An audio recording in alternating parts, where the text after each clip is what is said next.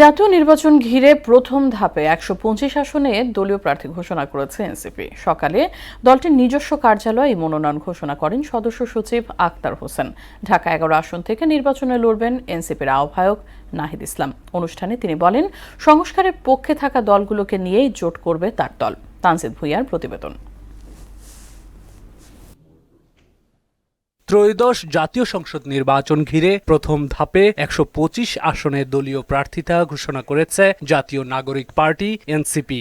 ঢাকা ১১তে নাহিদ ইসলাম, ঢাকা ৯-এ তাসনিম জারা, ঢাকা ১৭তে তাসনুভা জাবিন, পঞ্চগড় ১ আসনে সার্জিস আলম, রংপুর ৪-এ আক্তার হোসেন, কুমিল্লা ৪-এ হাসনাত আবদুল্লাহ আর নোয়াখালী ৫ আসন থেকে লড়বেন হুমায়রা নূর। এনসিপির নিজস্ব কার্যালয়ে প্রথম ধাপে মনোনয়ন প্রাপ্তদের নাম ঘোষণা করেন সদস্য সচিব আক্তার হোসেন। ঢাকা ৯ ডাক্তার তাসনিম জারা, ঢাকা ১১ মোহাম্মদ নাহিদ ইসলাম, ঢাকা ১৭ ডাক্তার তাসনুভা জাবিন, কুমিল্লা ৪ হাসনাত আবদুল্লাহ, নোয়াখালী ৫ অ্যাডভোকেট হুমায়রা নূর। তিনি বলেন, মনোনয়ন প্রাপ্ত কারোর বিরুদ্ধে অভিযোগ থাকলে তদন্ত করে প্রার্থিতা বাতিল করা হবে। জুলাই অভ্যুত্থানে অগ্রণী ভূমিকার কারণে মানুষ এনসিপিকে ভোট দেবে বলে প্রত্যাশা সদস্য সচিবের। রাষ্ট্রবিরোধী, সংস্কার বিরোধী কার্যক্রমে যুক্ত থাকার অভিযোগ আসে, জাতীয় নাগরিক পার্টি এনসিপি যাচাই বাছাই করে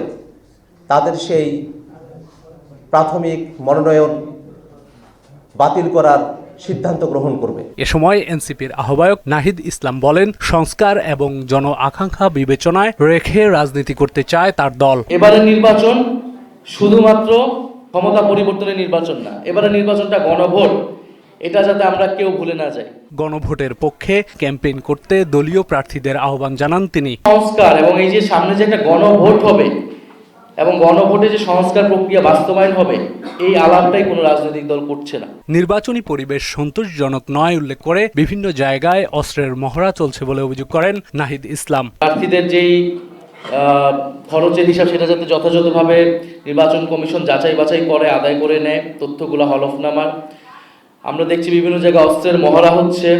প্রার্থী তালিকা চূড়ান্তে স্বচ্ছতা ও নিরপেক্ষতা বজায় রাখা হয়েছে বলে জানান এনসিপি নেতারা। দুর্নীতি, চাঁদাবাজ, সন্ত্রাস, ঋণ খেলাপি, আওয়ামী লীগ, জাতীয় পার্টি এবং ক্রিমিনাল অফেন্সের সাথে যারা জড়িত তাদেরকে সংসদে আমরা পাঠাতে চাই না।